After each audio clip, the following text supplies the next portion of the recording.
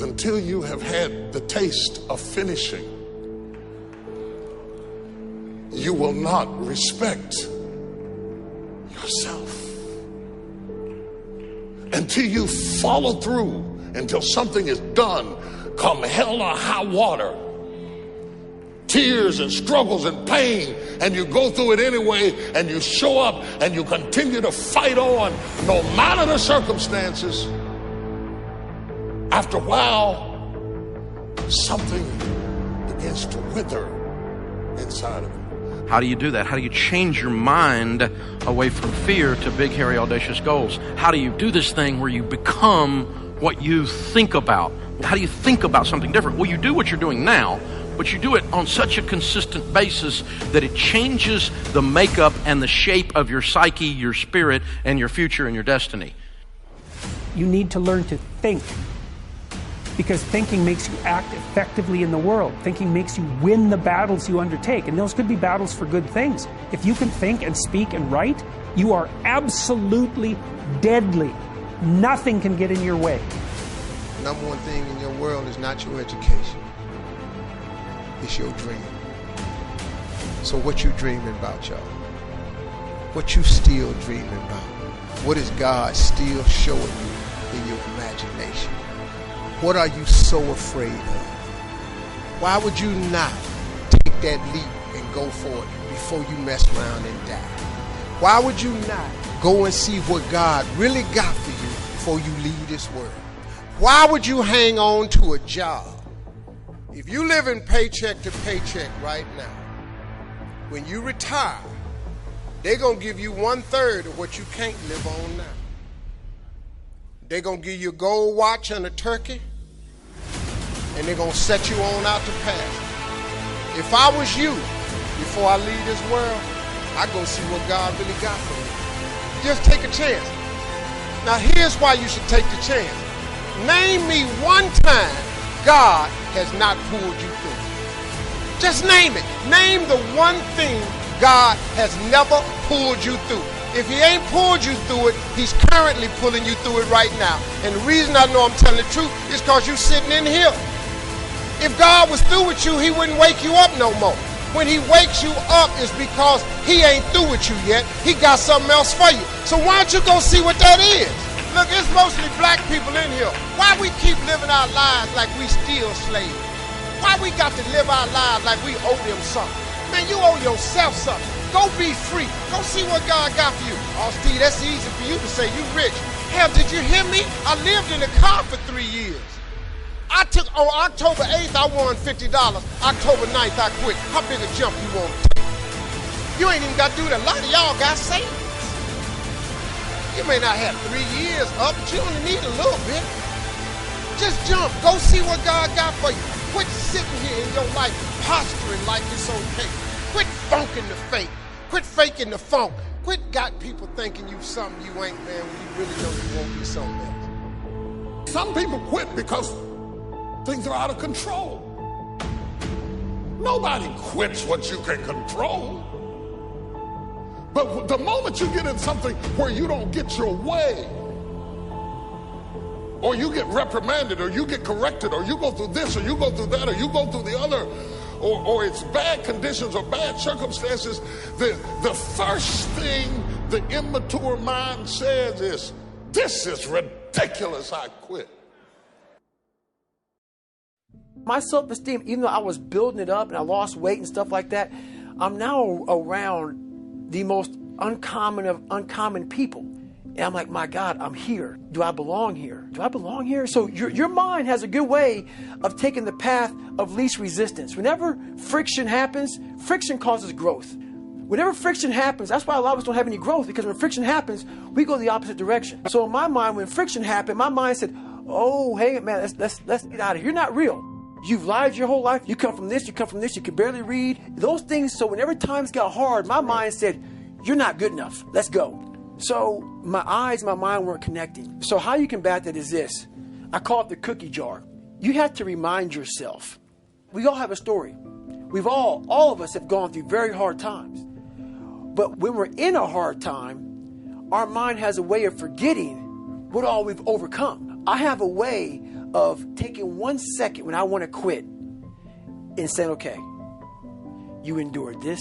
So I look at my life and how I came up as the ultimate training ground versus most people look at it as why? Woe is me. God, why? Why? I had to flip this upside down and say, hang on a second.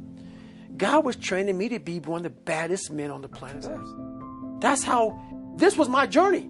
Because those things beat me, but they didn't kill me. You got to have a permeating attitude that you're going to win. You got to have a positive outlook. You got to be optimistic. You got to know you're going to win. You got to, right now, you got to say, I'm going to win. I don't mean just this contest. I don't mean the contest. I mean, I'm going to win. I'm going to win. My life is going to win. There's going to be a victorious life here. Because listen to me, the price you pay for losing here is too extreme. You have to carry the burden of failure the rest of your life. You carry that around with you if you fail here. The biggest thing that breaks my heart is you feel the spirit right now. And then when you get back, these dream stealers run into you. And they start to steal your dream. And you quit. You give up. You got to decide I'm going to win. You got to decide that the failure part of carrying failure, you've been exposed to what your life could be. If you fail here, the price is extreme. It's forever. You carry the failure forever. I'm being honest with you. I meet people oftentimes that say, I was in WFG, you really changed my life for this meeting, but. And they put their heads down. They've been carrying it. They carry it. They see these Facebooks and Instagrams and what we're doing. You got to know you're going to win. You got to sell out. Yeah, I'm telling you, you got to become a sellout. You need to sell out. You need to get obsessed. You got to get relentless. You got to be a road dog. You got to get intense.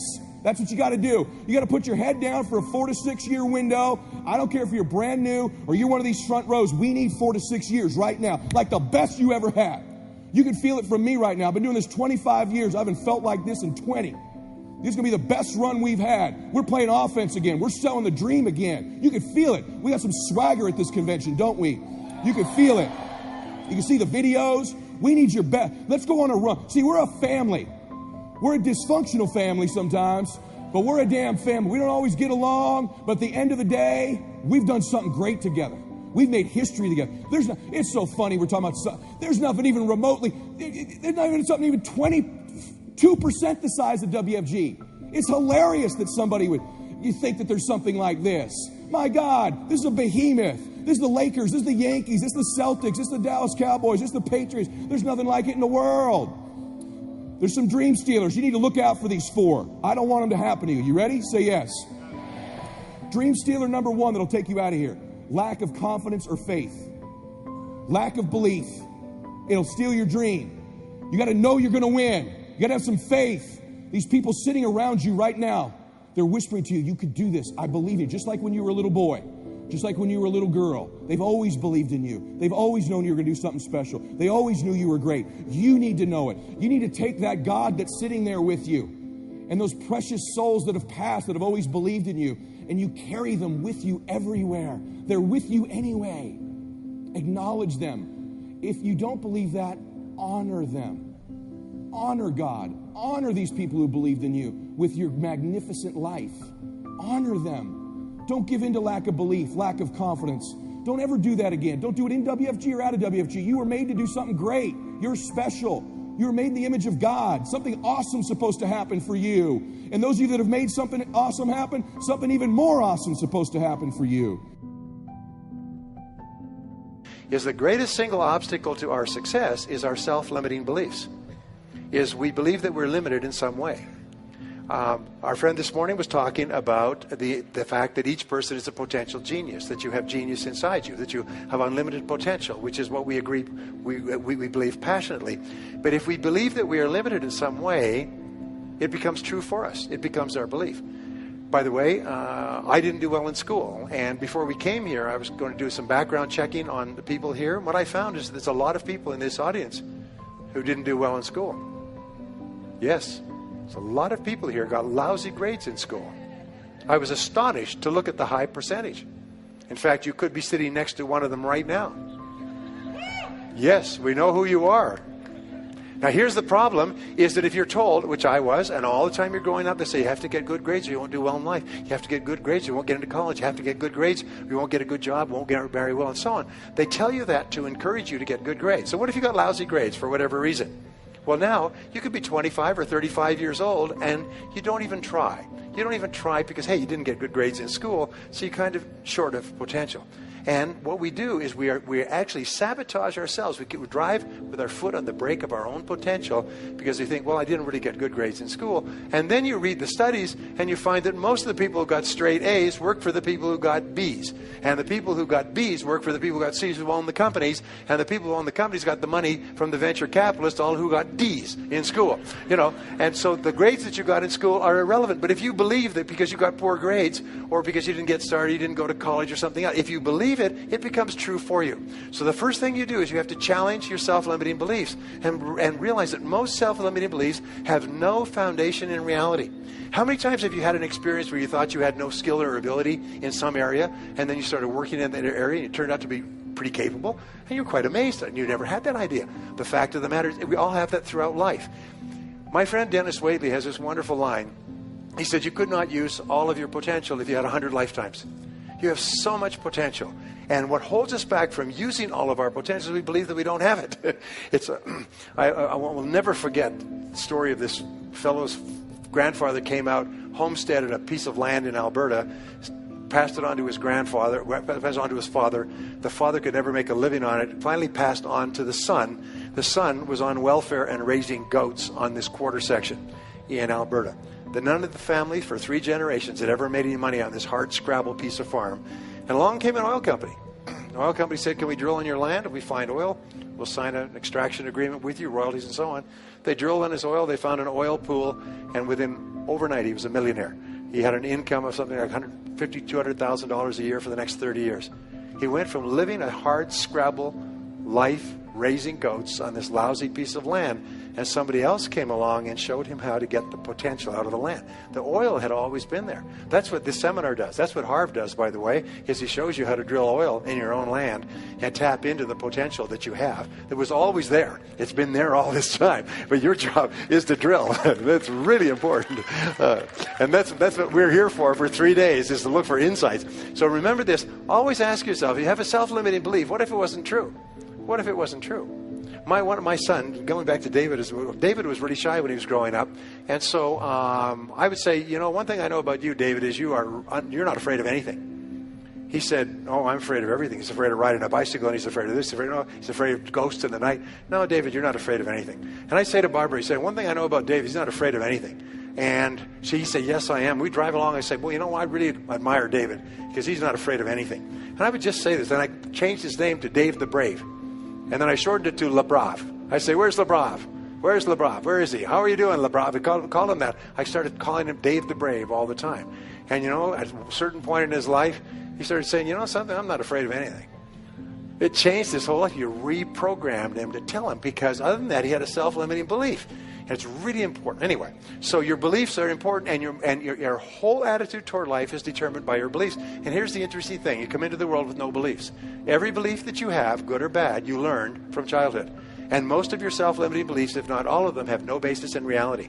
Is you have the capacity to do anything, be anything that you want. You could learn any subject. You could become a doctorate in any university. You could memorize, then learn languages. And the more you learn, the more you can learn. The more you use your brain, the more your brain is capable of learning more things. But what holds us back is, I could never learn languages. Shut up. You could learn languages. I'll tell you what, you went to a foreign country, and the only way you could eat is could learn the language and the words for the food. You'd learn languages at a speed of summer lightning. I know, because I've been there. In other words, the self-limiting beliefs have no reality. So the belief that you have to have programmed in, put in your computer, is that you are going to be a big success in life. And everything that happens is part of this great process. Now, the next law is called the law of expectations. Again, there's libraries of books and years of research on this. Expectations theory, by the way, is the foundation of all economics. It determines the drift of stock markets, the movement of world finances. It determines the investment. Entrepreneurs have high expectations that their entrepreneurial efforts are going to work. We would not start a business without high positive expectations. So expectations have an enormous impact on our attitudes. And here's the interesting thing, is if you believe you're going to be a great success, you expect everything that happens to be part of the great plan. So if you have positive expectations, like a kid's first Christmas, you're positive all the time. And the key to being positive is to look for the good. Expect good things to happen. We say that whatever you expect with confidence becomes your own self-fulfilling prophecy.